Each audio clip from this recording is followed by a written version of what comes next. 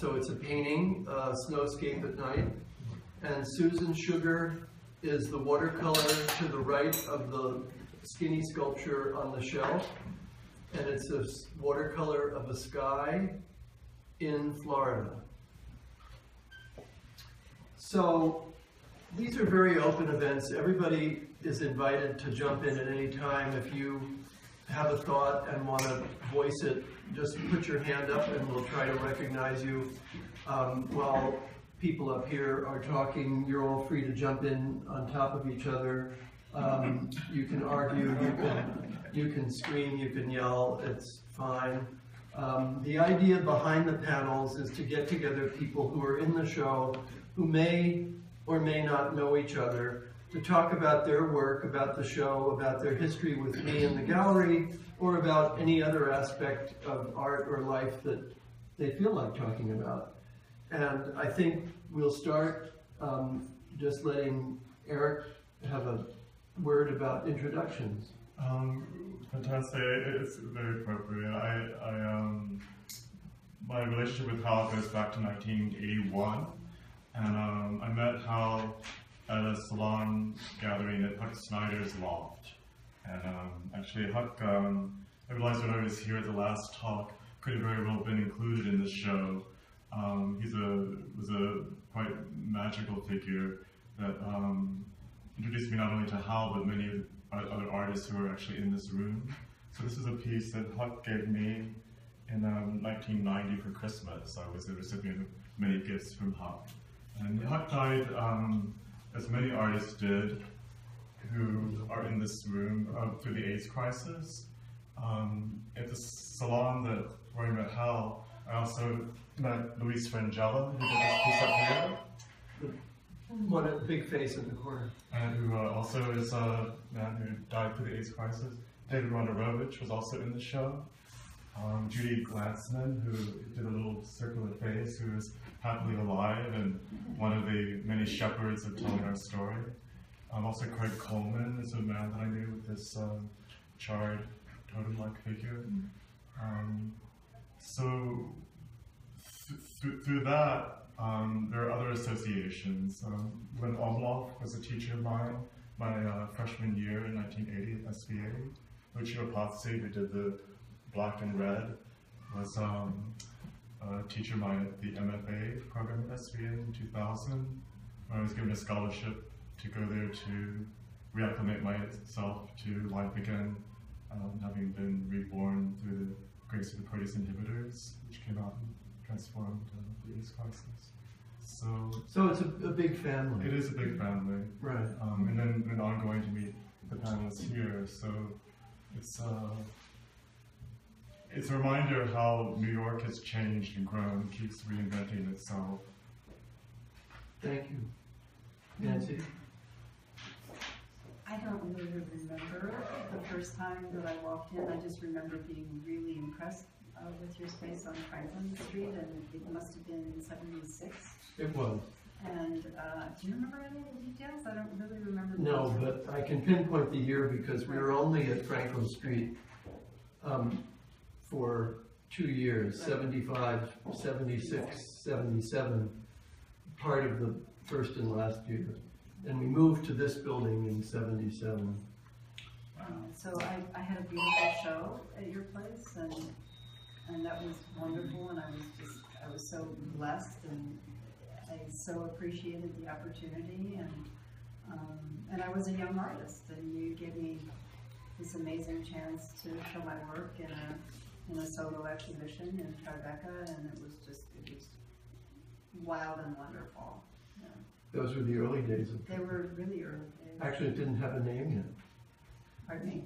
Tribeca didn't have a name yet. No, we called it the Washington Market, because the food market for New York was, the old Washington Market was right along the spine of Washington and Greenwich, all the way over to the West Side Highway. And the City Planning Commission rezoned a trapezoidal shape and then curiously called it the Triangle Below Canal, but it was really a trapezoid. If you look at the map, you can see that. In any case, Susan Sugar and Wayne Bartlett and Tom are all people who I know more recently, although in terms of working together, although knowing you as people actually goes back a ways. I actually, Eric was relating to, you know, the foundation really for this work comes from my late husband who died of AIDS in '92, who Hal knew as a friend. And I inherited his house in Key West, and when I inherited it, I had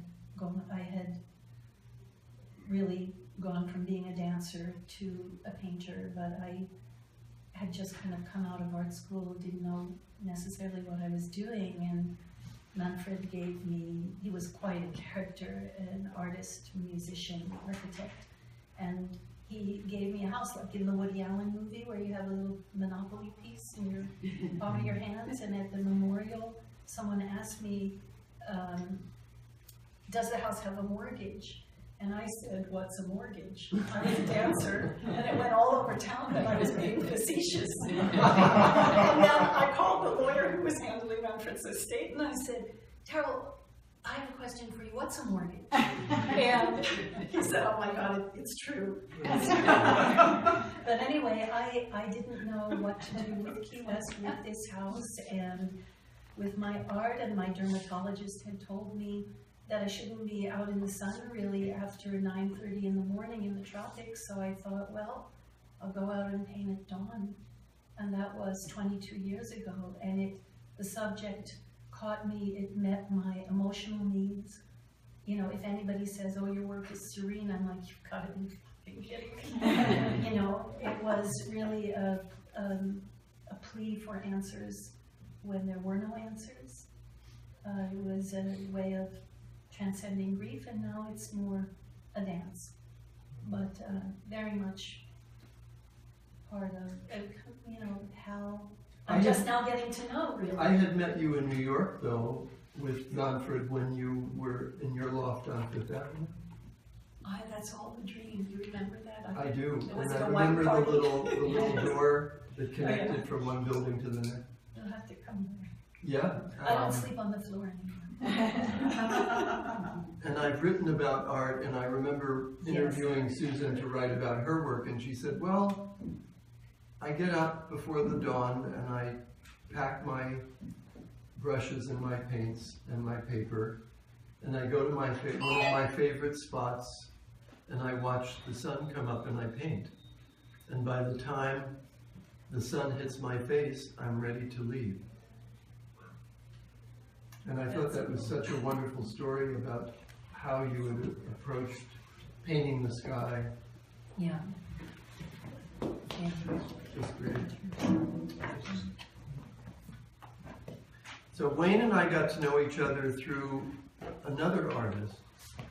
Yeah, I came to this neighborhood in about 1991 approximately, and had a studio across the street and one on the other corner for a little while, and I had a buddy from the University of Iowa living down here also, so we were hanging out on the streets down here back then, and I knew Hal for many years and knew about the gallery, but only recently showed here, and feel very fortunate to be part of that.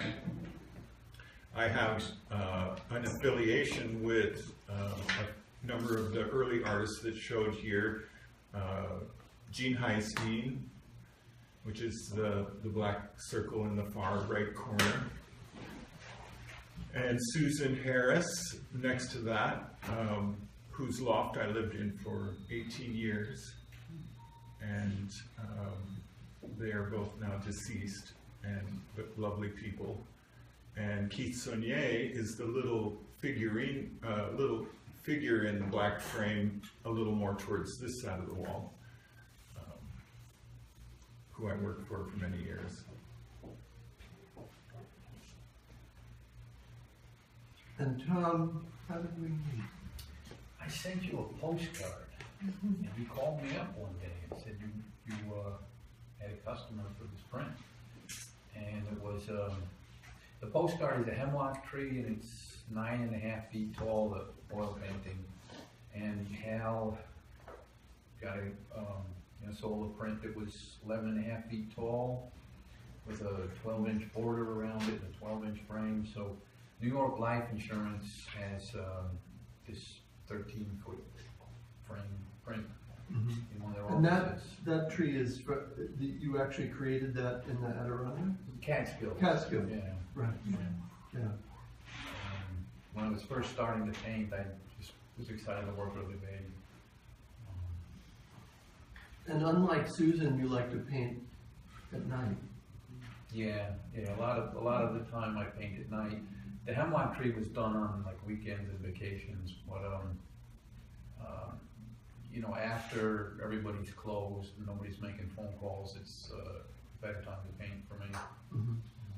And this painting is a night scene. Yeah, that's a nice scene, walking through Prospect Park in the snow. I do a lot of Brooklyn landscapes. So one of the subjects that's come up at other panels is, and I just throw it out because you may or may not care about it or have views on it, was the idea of what makes art interesting to people who buy art. And beyond that, what makes art appealing even if it's not real. For example, we've all probably read something about the Nerdler scandal involving paintings that weren't really authentic, and yet they were such good copies that they fooled a lot of people. And so if you looked at a painting and it looked like a Rothko and it gave you the kind of emotional reaction that you might have looking at a genuine Rothko, does it mean that that painting, because it's not a real Rothko, isn't a work of art? Simply because it's a copy? And then, of course, that led to discussions about people like Mike Bidlow or Elaine Sturdivant or other artists who copy earlier works and so on and so forth. I don't know if that's something any of you think is interesting or not. But the subject of what makes a work of art real and collectible versus not real. Are you talking about the difference between forgery and appropriation? Is that what you're? Well, that's what, there is a difference, of course. Yeah, but that's what it is. But the underlying question, and one of the folks in the audience at one panel said, well, what about photography? Photography, you can make hundreds of prints. But that's a different question. Yeah, but they're all works of art that are equally valuable if it's within an edition of, let's say, 100 or 50 or 200 or something. If it's not a forgery, yeah. No. Yeah. It's not a fake either, Yeah. but there's more than one. Yeah. If there are two No, I got it, Rothkos, yeah. but one's a fake and one's real, does one have more value than the other for you as a viewer? Yes. Only if it's historic. I'm always amazed at what people see in different works of art, because as an artist, I'll create a piece and no two people see it quite the same way. I always felt like, oh, well, everybody's got to see it very similarly, and if I like it, probably they will too, and that has gone out the window. I no longer go with that, and so for me, I'm fascinated with the aspect of forgery or mimicking or copying other works, and I think it is art in the sense of it took a lot of talent, but it took somebody to look at it to actually decide. But it took the original artist's intent in order for the forgery to take place. If the original artist's intent had been in the work of art, the forger would have never been able to get to the place where he would have been able to forge it. So, I mean, you could talk about money that is counterfeit or real. Okay, I'm gonna stop. I'm getting a little tight in my chest, and that's a real sign that you're either going to speak or so. To me, okay, my photograph is called Spirit, and Spirit was a little canary that I got to keep me company in my studio in 1989, and I was so Spirit to me art is about tapping into spirit and a transformation and communication with a higher, to lack of a better term, higher source that comes and enters through us. And sitting in this room talking about forgery and copy makes my chest tight. I'm not particularly interested in that. The work that I respond to in this room are my friends I could spot a Craig Coleman like that, or Louis Springella, Or a Huck Snyder, or Judy Glansman, and hopefully I've been told my own work. So that Spirit. So Spirit was I was told by my doctor, Dr. Bauman, that I shouldn't have this canary because he could kill me when I was dropping T cells, and so I gave him to my friend Mats. And he turned out to be a girl, not a boy. He started laying eggs. And so that's my interest in making art, transformation and what speaks to us and comes through us and helps us survive. Also, you've made a lot of work that has memorialized people who are gone through the beautiful leaves and the tree and the tree. They're almost like a tree of life. Yeah, I have Hal speaks of thank you for mentioning that. He speaks of a large AIDS memorial piece that I call Leaves, and they're like metaphoric portraits of people that I've known who died, and they know they're bent wire, like three-dimensional drawings, you're sharing your story of your beautiful friend who entered your life and transformed it and keeps you going. My work is totally, in alignment with what you're saying, and I guess the thing that I've always been grateful for is that I don't really pay much attention to who my audience is, and at the times that I freeze up and I can no longer do what I do, and it's really not up to me to, figure out who's gonna like, and I don't really care who likes it. Could be somebody living in a small town in Ohio, or someone living in a penthouse on the Upper East Side in New York, or somebody super hip, or someone totally square. I don't care. What I really care is that I'm moved. I paint what moves me most in the moment, right? That could be a flower, it could be a stapler, a staple gun, but I paint what moves me most, and that's the thing that I want, is to have my work move someone. But I feel now, sometimes in a quandary in New York of, well, am I like old-fashioned? Am I old-fashioned? And then I thought, I tried to stay away from labels. I tried to stay away from trying to actually put parentheses around what I do and just kind of follow my gut. That works best for me. Nancy, your work involves life and people and faces over time. Tell people about that. Well, I sort of want to address this because in the last, 15 years, I've become what some people refer to as a channel. And so basically what I do now is I'm clairaudient and I listen, and then I know what to do. And my feeling is from the information that I get is that that's kind of what everybody's doing. And so I think if you're destined to do something, and even if you're destined really to sell something, the sale is like already there, or it's already not there. And so it's kind of tapping into what is, and so everything is kind of becoming. And so that's what it, so when we're making the art, I think in a sense we're instructed.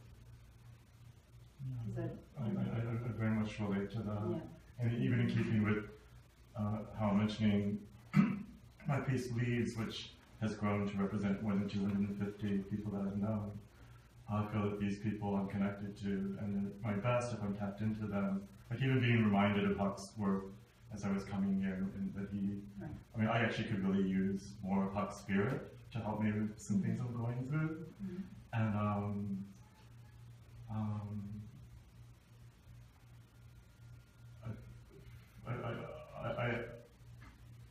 to put spiritual terms on art, people can get a little nervous about that. But I very Yeah, much yeah. feel like I'm a shaman myself, Right, and that is my interest in the relationship with creating.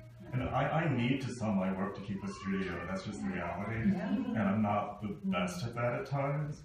But if I keep in tune with that this hummingbird construction that I made has the spirit of a hummingbird, and that's what's supporting my studio, and just sort of acknowledging that works, that's kind of beautiful. that's great.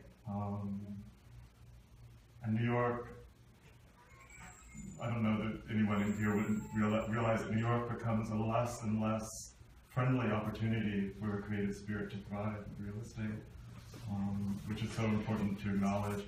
Sitting in this room, what goes back to like the 1970s. Mm-hmm.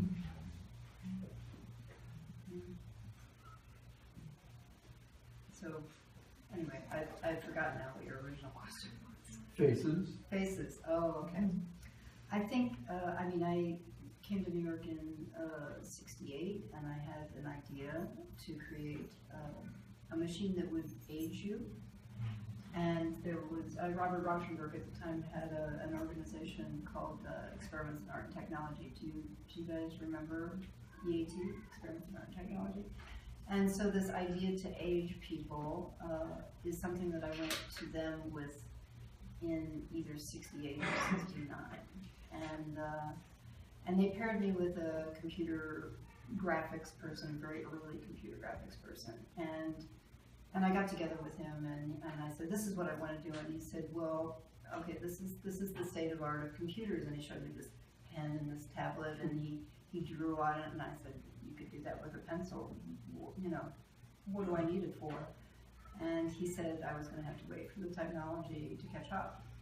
And so that's essentially what happened. And in '76, I got together with the people at MIT at what was then called the Architecture Machine Group, which became the Media Lab.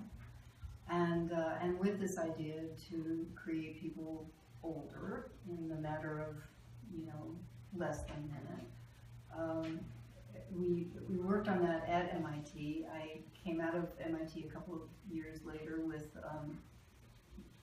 sort of quasi-government sponsored videotape of 3 people aging by computer. And so that was the basis of my work, and that became one of the first machines. It was called the Age Machine, and Marcia Tucker put it in the windows at the New Museum when it was on Broadway, and my son was just a baby. So that was the beginning, and then we went on to make composite imagery out of putting faces together. And the whole thing about faces was just so compelling. And then after the birth of my son, it was even more compelling, because in the space of a block, there would be like one person would say, oh, your son looks exactly like you. And then at the other end of the block was, oh, your son looks exactly like your husband. So nobody ever really agrees on faces. Everybody interprets them differently. So that was just absolutely fascinating to me. And so I started making these composite images and was fortunate enough to show them at a time when the technology was extremely new, and we had Photoshop 10 years before Photoshop. Just being in the right place at the right time, which is again what I would refer to as destiny. And then in '98, the London Millennium Dome people who were planning the Mind Zone, and Zaha Hadid came to us and said, you know, can you do something about changing race? And I said, maybe, let me think about it. And so we developed what became the Human Race Machine. And so that's the kind of basis for this. This was a piece that was a combination of womankind and mankind together. So it was an amalgam of no one and everyone.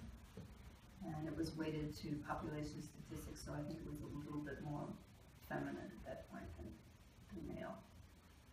Have you, how long does the social consciousness level of your work, does that go back? It For a goes very way long back, time? yeah, it goes all the way back. Yeah, before I could actually, before I was as Good clairaudient as I am now, yeah. Who has a question about any of this? Well, I have a question about, Nancy, about the process. That's a computer generated? It is. Do you take a photograph and then do the morphing on the computer, or how's? Yeah, so my patent, which was 81, was sort of the basis, became the basis of quote unquote morphing. And only because I was in the right place at the right time. And when MIT started scanning faces, they had a digitizer there and they didn't know what to do with it. So it was one of the first times that a human face had been transformed by a computer, digitized, scanned by a computer, and it took 5 minutes to literally scan a face. We had to lay the subject under a copy stand or to tell him when to blink. That was one of the first digitizers. Yes. I think that the East Village fundamentally changed the way people make art, and it has a long history, and it's an unknown history.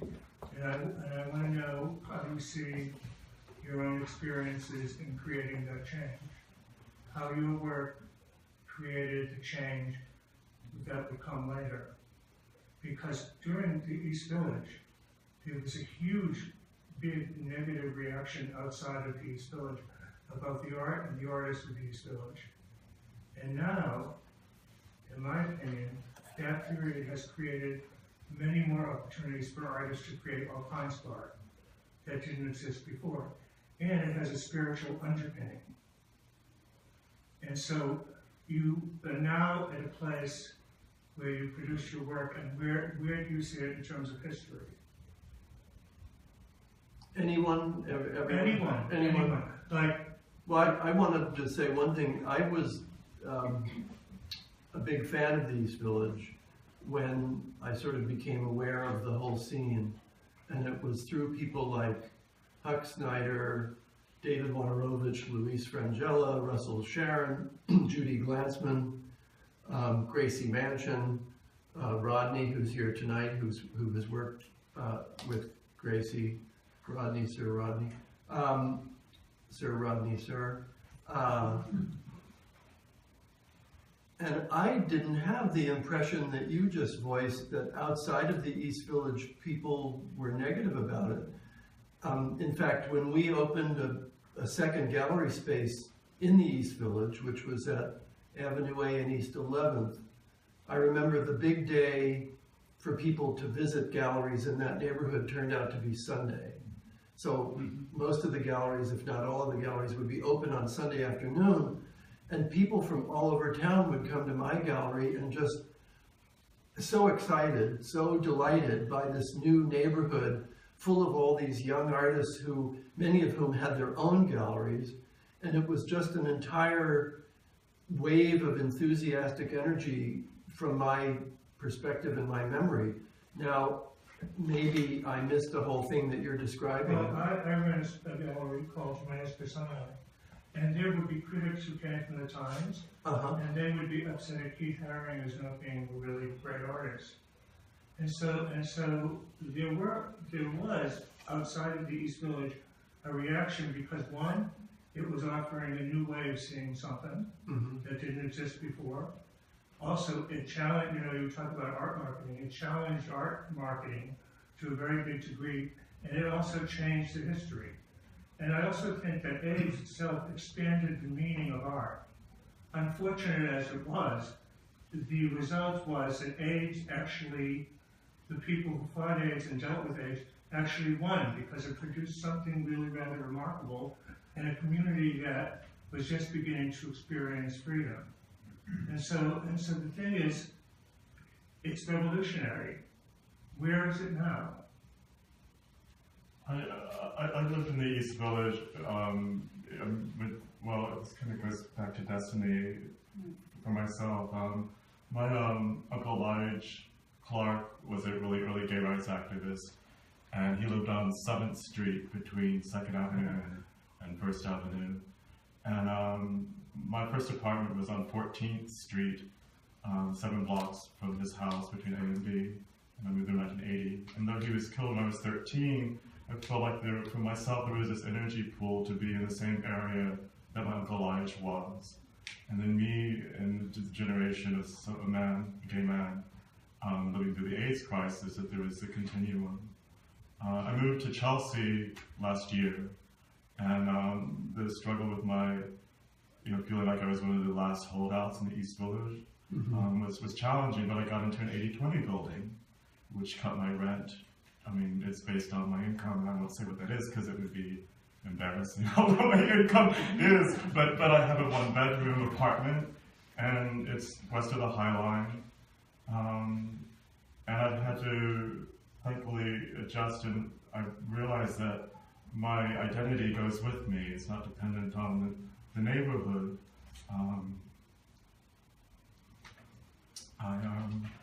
But did you think that the East Village in the early to mid '80s was a place that the city in general embraced or rejected? Well, I mean, I've never paid much attention to those things, honestly. When I was. And Nancy, you were there. Yeah, Tim Greathouse. Yeah. It was wonderful. It was a wonderful experience. It was a great show. It was an opening. It was expensive.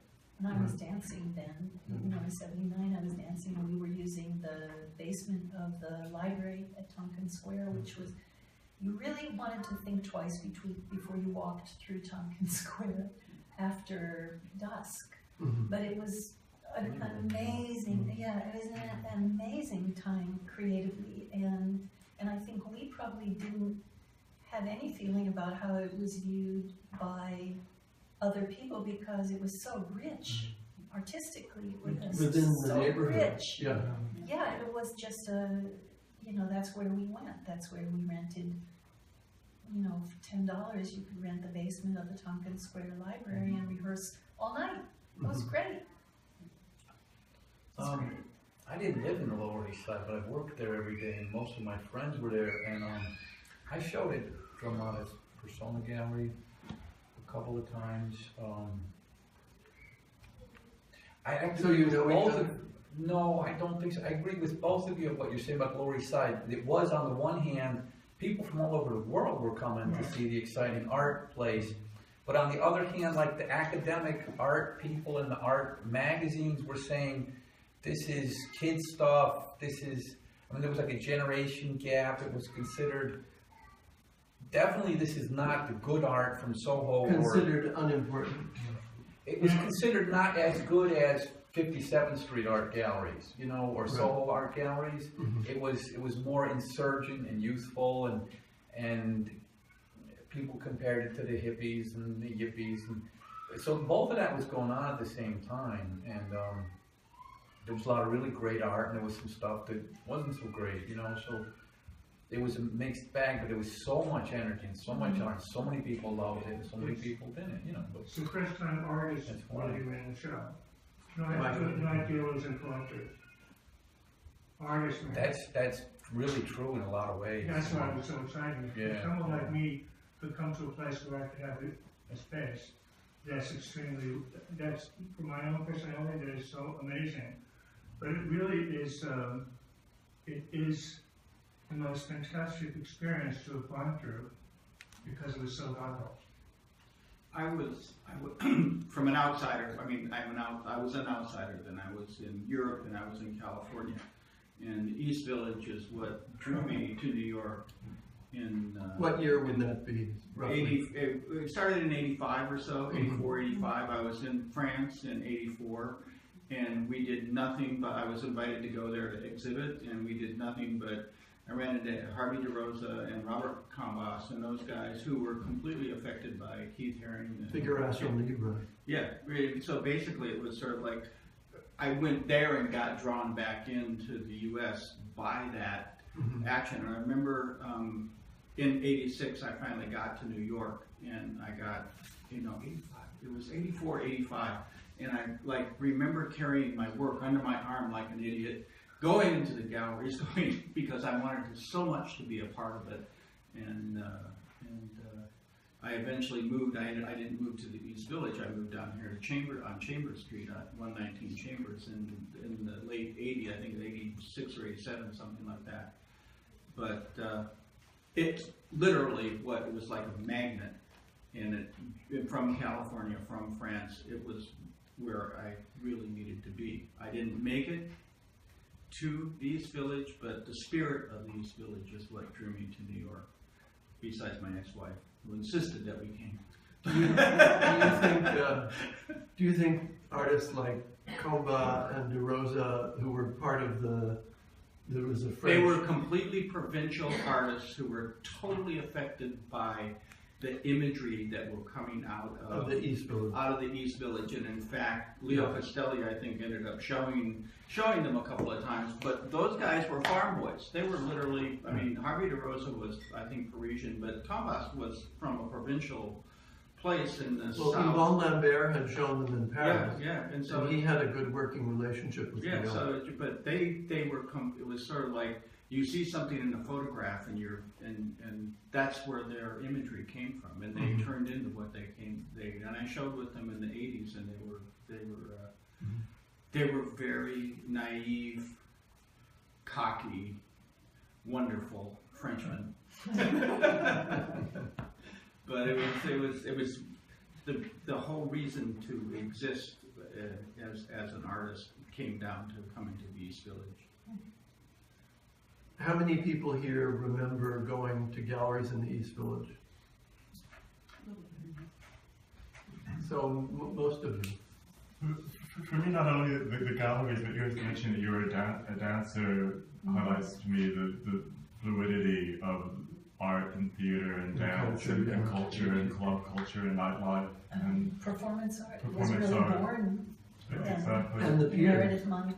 And the piers. Yeah, and the piers, the Chelsea Piers, right? Is that what you're talking No, about? the lower down, there were I didn't know. there were abandoned piers that had been Oh, of shipping course, piers. across from Westbeth. Yeah, That's right. and Yeah.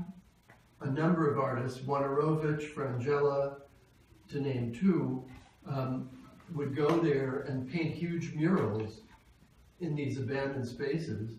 Gordon Matta Clark went and cut big pieces out of the piers and turned them into, sculpture.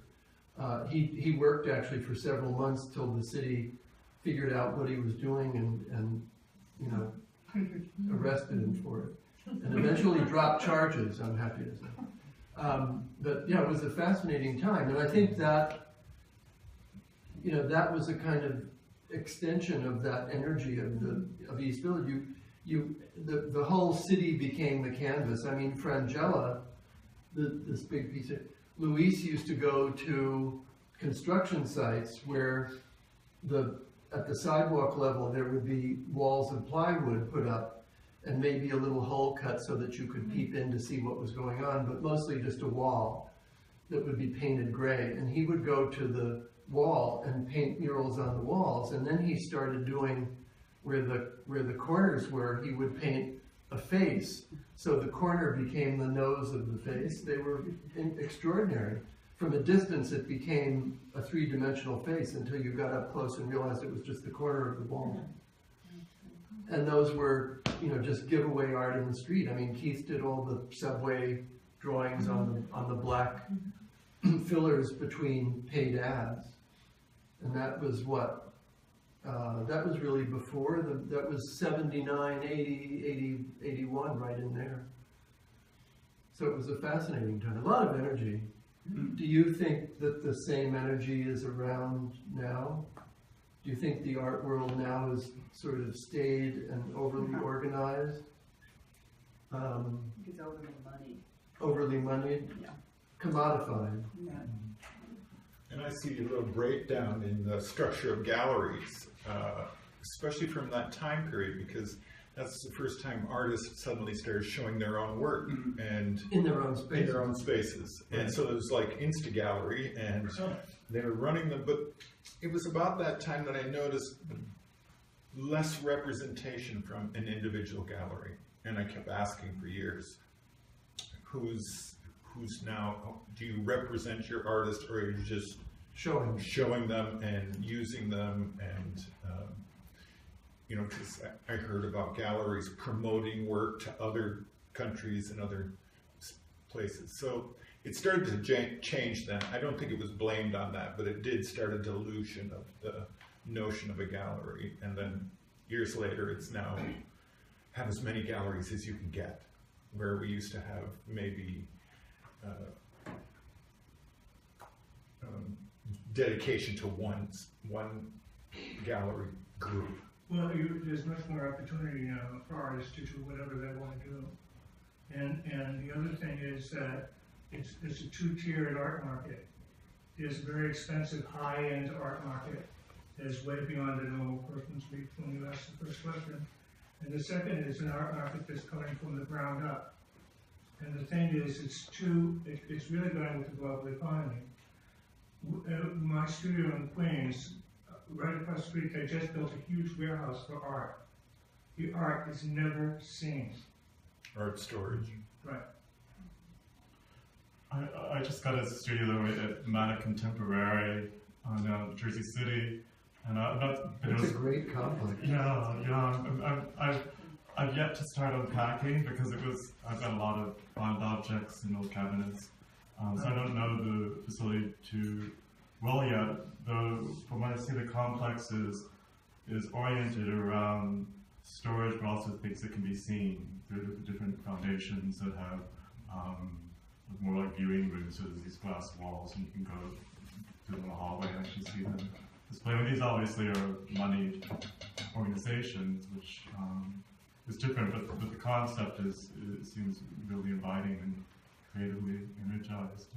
And I, for myself, try to avoid thinking that we don't have that creative spirit now that we did, or because, I mean, I don't know, I'm 55, I've never really gone to bars or clubs that much.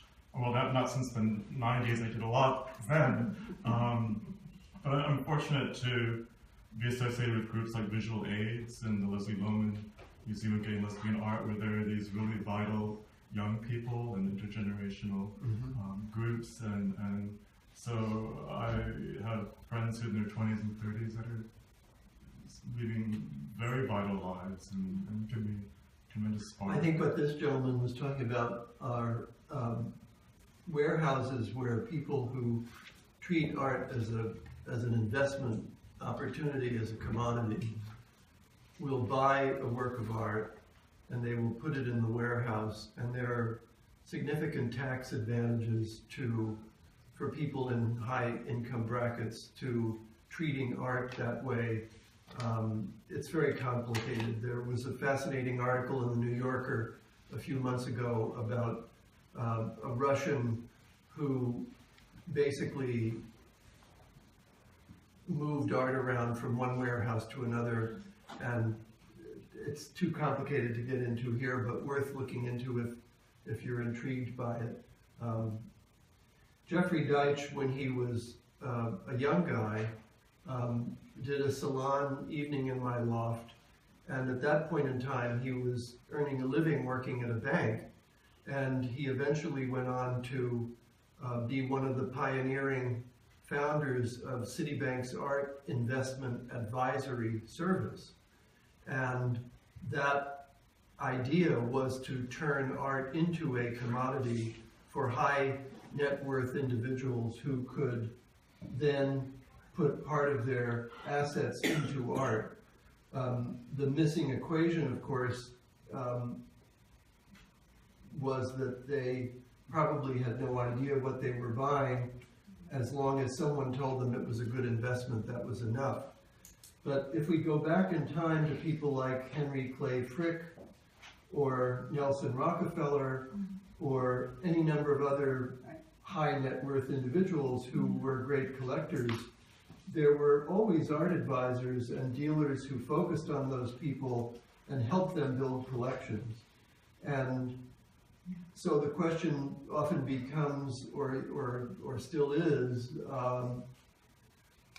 that okay? Does that make them better collectors, worse collectors than someone who pounds the pavement and goes to every show they can find and on their own decides what to buy?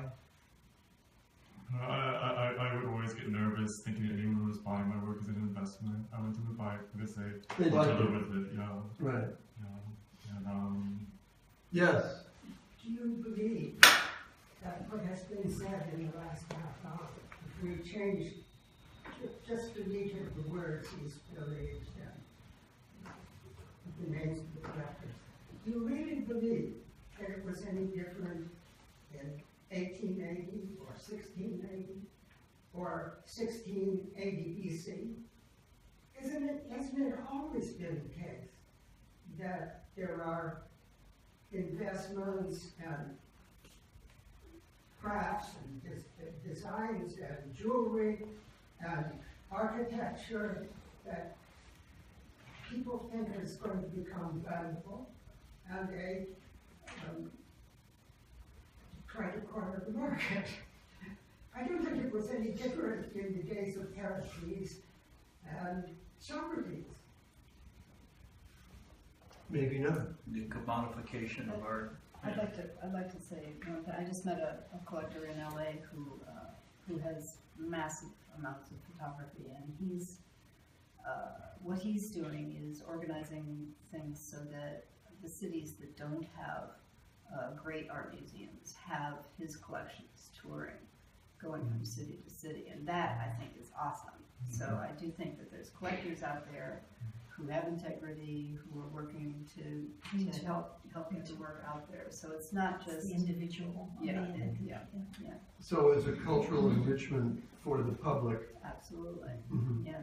Well, of course, the Frick collection is now Right. a much revered place to study art and to see art and a way of life and so on. Yeah. At that time, it was possible to see what an artist was, what a professional was. Now it's not so easy because in terms of technique and what is the proper subject matter is sort of open-ended. And also the primitive art. For the first time, people really can embrace things that were never considered art. And as soon as somebody You mean says, self-taught art? well, or just something even as primitive as Picasso.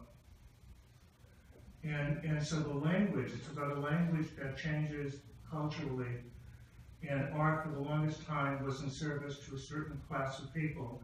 And now artists, it's an expanded idea of what art is, and it's verified. That's why I asked, where did all of this go? The East Village was really exciting. And I always considered it as a period of like proto art, like art going somewhere to something else, in terms of technology and how it's put together. Mm-hmm. And I really find this like really fascinating. I'm 71, to be so old and to really be looking at what that is, because I don't know what it is. Well, part of where the East Village went maybe could be explained in terms of the New York real estate market. I remember Jamie Wolfe, Salvatore Alla, Rodney, what was Doug, there was a young guy, Doug, who had a gallery. Doug Milford? Doug Milford. There were a number of very, very talented people who put together great exhibitions, who worked very hard, and who had small but very, very, very wonderful galleries. Always an adventure to see what they were showing and the artists they were introducing.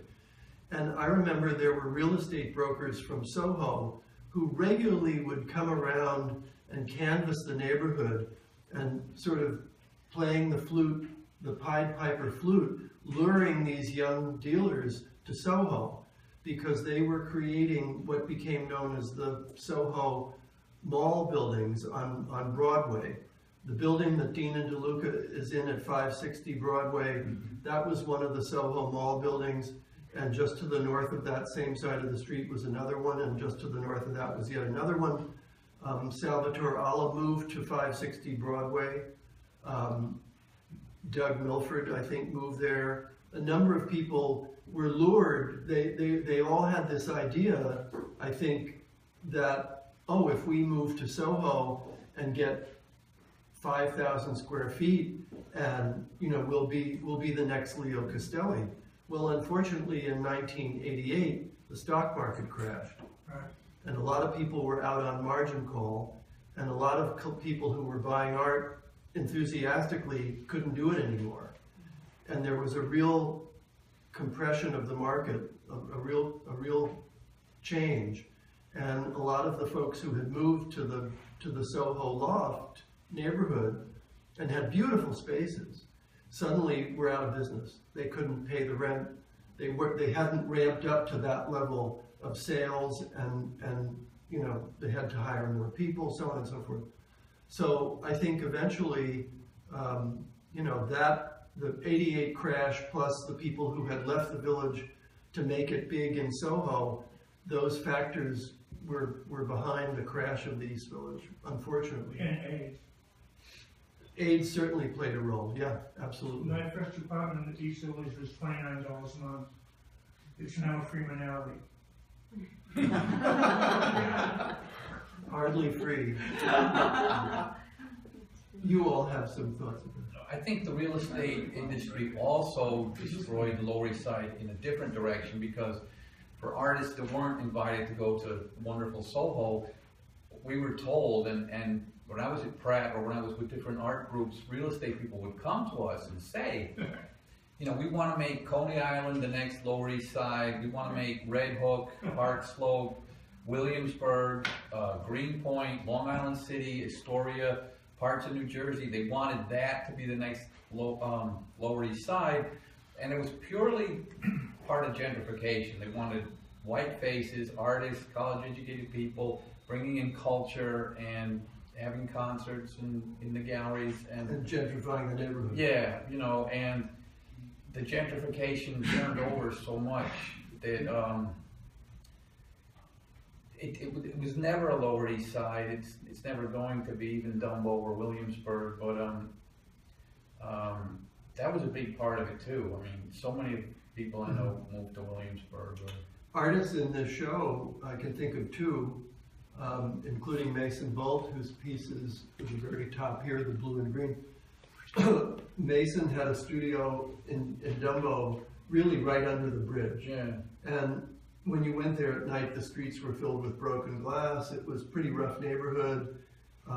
He was living illegally in a building full of artists. They were all living illegally. Their rent was cheap. But in the end, look at that neighborhood now. It couldn't be more gentrified, right? I mean, that's Park Slope too. Yeah. Well, Park Slope was at least a residential brownstone neighborhood. Dumbo was a wasteland. Yeah, it was really. Park Slope was pretty wasteland in the late '60s. Mm-hmm. Just something that I think it's curious, but and I can understand the temptation, but we're in a kind of how we can be conscious of this going out into our lives is that we're in a room with 1, 2, 3, 4, 5 artists, and many artists here, and the temptation to talk about real estate and collaboration and art is so prevalent, and though I think that underlying it there is the conversation of why was the work in this room created during certain times, and I got so much out of you explaining and talking to me about your work and what was behind it, that I think that somewhere within there is, I know my rent was $260 a month, I loved that apartment. It was like, I call it the treehouse up on 14th Street. A bathroom in the kitchen, toilet, closet. And my bus, it's just so valuable. So there is a correlation between real estate collectorship, but that's not in my frame of reference at all, really. Well, it's just my creative spirit. So point. why do we, is it because, and I know that you, as a dealer, you wouldn't have this collection of artists here if you were of that mindset solely. No, But you did split up, that's right. but you did, though this space here once was a huge gallery, and you did split it up into apartments. So there, so what in the world are we here gathered talking about? I don't quite understand. Well, part of the interesting reality is that I think artists don't seem to mind or complain about very much, and Ruth and Michael probably are experts on this, is how artists will, in many cities all over the world, will create a neighborhood that's their own, Right. only to have the rug pulled out from under them eventually, and they can't afford to live there anymore. Well, right, exactly. And I moved my studio to Matic Contemporary because it's $300 less for more space from Jersey City, from Long Island City. And how in the world I'm going to come up with $12.50 a month rent? I have no idea. Yet, I came with my grandfather's speed sack in Kentucky with Huck Snyder's piece in it, and wanting to contribute art and stories. And we're talking about real estate. Now, Well, only for a minute. no, not really. Predominantly, the conversation has been real estate and value of collectorship. Now, in putting Huck's piece in this bag, one of the ideas that I have had is just maybe I'll do some Huck Snyder editions or Huck Snyder influenced work as a secondary. I have an idea of having, a business identity and other things that I could do. Now, the spirit of Huck would be in that work. And his. But somebody might accuse you of copying or. But what I'm only throwing that out as an idea, but there would be, but my story, I don't know whether I'll do that or not, but I would certainly credit him, the intention of it, living his spirit on. Huck is not in the show, I'm sure, an underside, but how do we keep these people alive, these spirits alive, the artists, people alive? I know I'm kind of going into different directions, but just basically sitting here and talking about real estate and collectorship and volume, who's stepping away money, is very frustrating to me. Eric, you were telling us that you moved to an 80-20 building and then you took a studio. You were talking about. I was trying to participate. The other thing to think about here is that as artists, as practicing artists, the core of what we do starts with a piece of real estate because we need a place to go in order to function as artists, as like our offices are our studios, and that lends itself to, as a painter, Ruth as a sculptor, we need some pretty big ass places to work because of the kind of work that we make. Now, Right. when we started, we didn't have what we have now, but we built that, and part of what we built was the art and the money and the real estate. Everything went hand in hand in order to have a life. You can't dismiss one part of your life for the other part of your But life. I guess what I'm trying to do is to recognize the challenge of the temptation of going into that direction in We got it. in segueing Yeah, the We creative got spirit. it. We got it. That's good. We got it. The one thing I'm feeling like we're kind of missing here in this conversation is there's a lot of various kinds of things happening for artists here in New York City, Queens, Brooklyn, New Jersey, upstate. Hudson is also very vital right now. There's a lot of work going on there. There's a lot of artists working actually and having exhibitions in their own homes. This is happening. We just went to a show like last weekend, and there was one exhibit over here, and then that was in a gallery, but then there was somebody else who, Michael had known for a while, and she was being a curator for other things, and she had this basement, and she had her own little show in the basement with 3 other people. And this kind of thing is happening, It doesn't necessarily have to be, you know, one of the, you know, something from 57th Street. I mean, there's art happening in a number of different places here in New York, and some of it's actually quite interesting. And especially over in the Lower East Side right now, there's a whole bunch of small galleries over there, not necessarily large, but some of them, you know, and actually James Cohen just moved over and put another room over there, you know, right in the middle of Grand Street, and I don't remember the cross street, but it was like right over there. Yeah, and I think there He moved from, No, he put a second gallery. it's a second gallery, yeah. And Well, who knows? what there are number of others, the galleries. others that are having the same thing. Marlboro has a gallery now in there, and you know, it's just like, so I mean, I think there's a lot of change that's happening. And then the other thing that I think is a real big change in what we see and how we do it is that we have Facebook, we have Instagram, we have all these other ways of sort of seeing things, and so you may not spend your time running around looking at galleries because you can actually do it online or see, you know, see work that somebody else posts, you know, and actually a lot of people, at least friends who I have, are over my 3,000 friends on Facebook. My close buddies. Yeah, really. But I mean, they post work up and they say, you know, this is my new piece from this week, and then somebody else says from that week. Not that I follow it daily, but this is actually a whole lot of ways that art is can be made, shared, let's put it that way. Nancy, your work involves photographic processes. Yeah. The idea of Facebook or Instagram or Snapchat or whatever you want to throw out there in terms of social media, this didn't all exist back then. Do you think, or any of you think, in terms of art, that there is a disinterest or a lower interest in people actually looking at art in person because of all of those social media outlets and the internet in general? I do, but I think, you know, we lead very fast-paced lives, and I think I've never, for many years I haven't been on Facebook, but I did join Instagram at the beginning of the year, and I kind of made a promise to myself that I would begin because first of all, I got involved with these images of Donald Trump as 5 different races, and so I really, the idea was to put it out there in a big way, so I, you know, thinking about that, I was like, okay, I have to begin.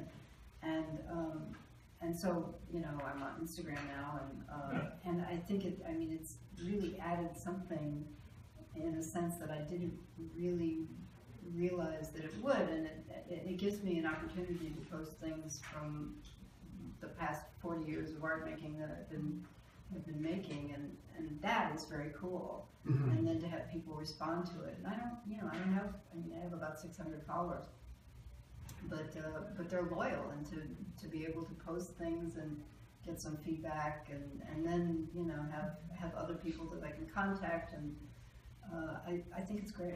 I think it's great, and the fact that I just don't get out there and go to see shows, and, you know, to dial it up on the internet, to have a website that's consistent, that I pretty well know is going to get like 350 viewers a day to, you know, to come to my site, and that's, you know, it's been consistent for like, I don't know, 10 or 15 years or whatever it is. That really helps, and I think it, you know, and even LinkedIn.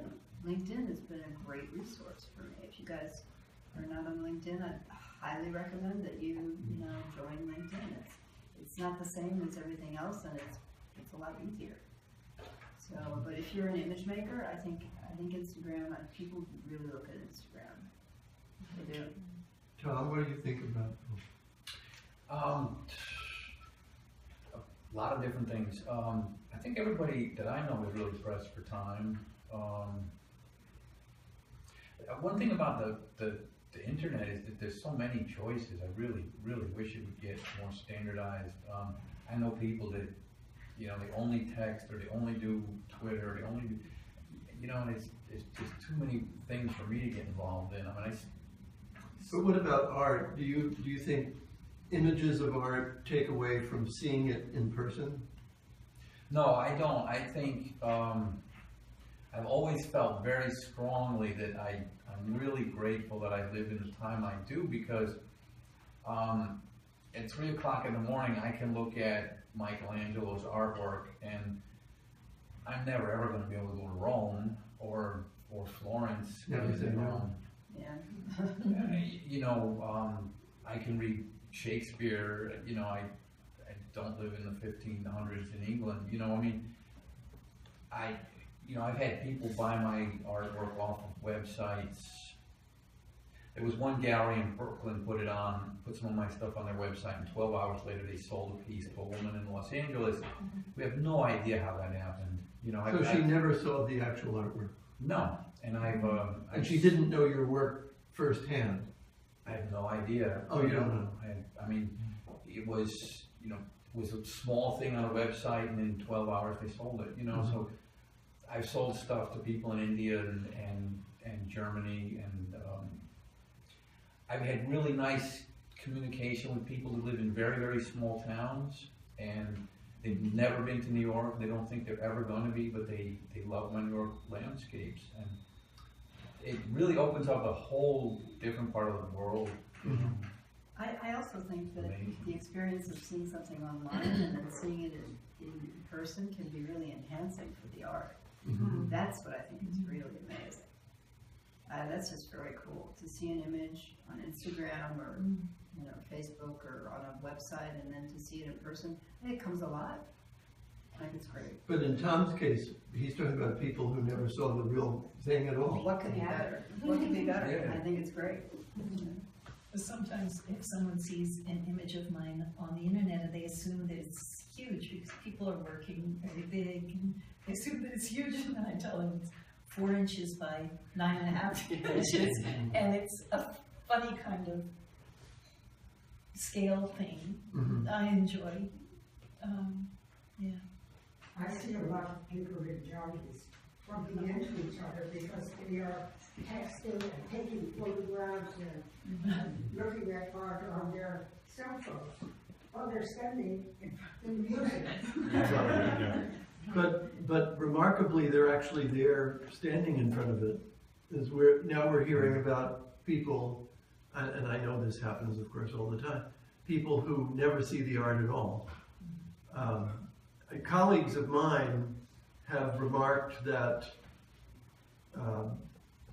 they will have a vernissage, a gallery opening for a show. A lot of people will come, and then the duration of the exhibition, hardly anybody comes in, because they're all looking at the website. They're too busy, or they're too lazy, or whatever, to actually go see the show, so they just look at the computer. And Tom's just talked to us about people in India or small towns across the world who have bought his work from the internet, which is wonderful. But until they get it, they're denied the pleasure of actually seeing what your work looks like. So it's fascinating. What about art fairs?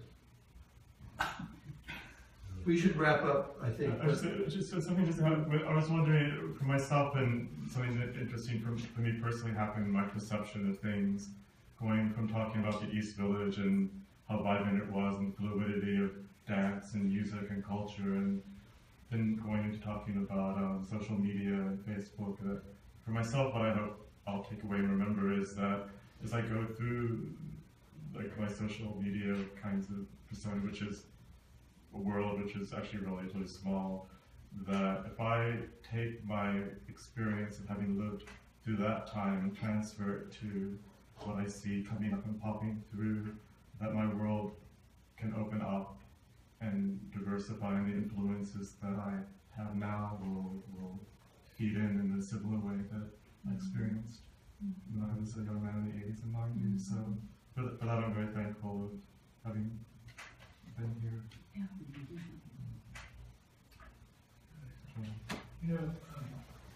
One of the things I think is the most important, and you said it originally, the spiritual underpinnings of the East Village. I didn't know everyone, but I really feel connected to something spiritual. And I remember people like, they really haven't died because I remember them so vibrantly. And that whole period was so important for artists. It's like it's not really about me and what happens and whether it goes off to some gallery or whatever. The point is, it's the first time in my life that I ever felt like an artist. And it was a spiritual underpinning. It's the closest thing to Bohemian culture that I've experienced in my lifetime. And it was fun. Art was fun. And I'm so grateful that I had that experience. Can I ask you just a question about the spiritual underpinning of the artists you chose to put on the walls here? Because, I mean, there are, what, 100 and how many artists are represented here? Over 135. But it works, and it works beautifully, and this is a spectacular show. So what's the spiritual underpinning that had you choose these particular artists? Well, that's probably a long story, but the short answer, and before I give it, is do you think you would have that same impression looking at a computer? No, I don't have the patience to go through all of that. I lose it very quickly. But I mean, your answer is sense no. of this show. Absolutely not, because it's like what you were saying, that it comes through with each individual piece, which are so different from each other. You can feel what the artist, the energy of the artist, who was working on it. The show started with thank you very much. It's great to hear that. The show started with the idea that over 40 years, perhaps there was a circle of friends. And then it turned out, the more we started working on the show, which took several years, in fact, to do, we realized that there were many circles of friends. There was someone like Susan Sugar, who I knew through her late husband decades ago, but at that time she was dancing, not making art. But then I got to know her on her own at a point in time where she started making art as part of her escape from grief. And then there was someone like Vincent Pomilio, who's sitting behind you, who I knew as a guy who worked with hammers and saws and chisels, and I never knew he made art, or if I knew, he didn't tell me about it or show it to me. But years later, from the 80s, he came back into my life as an artist and said, oh, I'm making art. And then I recommended him for a residency, and he got it, and one thing led to another. And Wayne Bartlett, who was on Chambers Street, and I sort of knew him, and he knew me, but I never knew his art. So there were all these wonderful stories that weave through everything in this room. Keough, the big painting of the birds up high. Keough was one of the artists who I met through the East Village period. And that's a long list of artists. I mean, Eric, Huck, Russell Sharon, Luis, David, on and on and on. But it's not just the artists, it was all the dealers who were colleagues who I had great respect for and really got to know as friends. And so in doing the show, I let people know that we were going to do this show, that it was wide open, and that if someone wanted to suggest an artist who maybe I should think about, I was happy to hear that name. But essentially what the show boils down to is people who I've worked with over 40 years and people who I've never worked with but who were part of my life over 40 years. So in the case of some artists, I've shown their work in other shows. They've had one-person shows. We go back decades. In the case of other artists like Susan Sugar, I've never shown her work. This is the first time I've ever shown Susan's work. And it's great. And it's part of the whole family. It fits in beautifully. Florent Morellet, who I knew way back in the 70s before he ever had that famous restaurant in the Gansevoort Market. His father is a famous artist in France, Francois Morellet. And I knew that Florent made art, but I never really paid attention to it because we were friends and I went to his restaurant. And then I said, I'm going to do this show. I really want to see more of your art, and so he's here. So if that gives you a sense of how it came together, that's kind of the story behind it. You have nice friends. they're all great people, and I wish they were all still here. And I'll close on the note of Bobby G's painting over the door to the office, which is called Distinguished Visitor. And Bobby brought that painting in. He created it for the show. Many people in the show wanted to create works for the show, and he was one of them. And he brought that in, and he said, I'd like it to hang over the door to the office. And I said, okay, let's put it up. And Alex put it up with Bobby, and I said, why do you want it there? And it was good that he wanted it there because it gave us a starting point to build from. And he said, well, it's about all the people who aren't here, who were part of our life. And over the months that this show has been here, I've looked at that painting night and day, and I've seen all the faces of the people who aren't in the show, who aren't here, but who were in the show or have been in our lives. I see their faces there. And I think it's really a magical piece. Somebody had Vince, you had I have to add something to this, because Sure. you brought all these people together and all this art together, but Hal has this amazing talent for placement and installation that I've experienced firsthand, because he helped put a show right together in Key West, and he made the selections and did the installation, or at least placed the work in ways that I would never have thought of. And it's just so incredibly well done that it's one thing bringing all the work together, then you get it all in one room, and now what do I do? It's like, but Hal has this amazing talent for that. So kudos to Hal for that.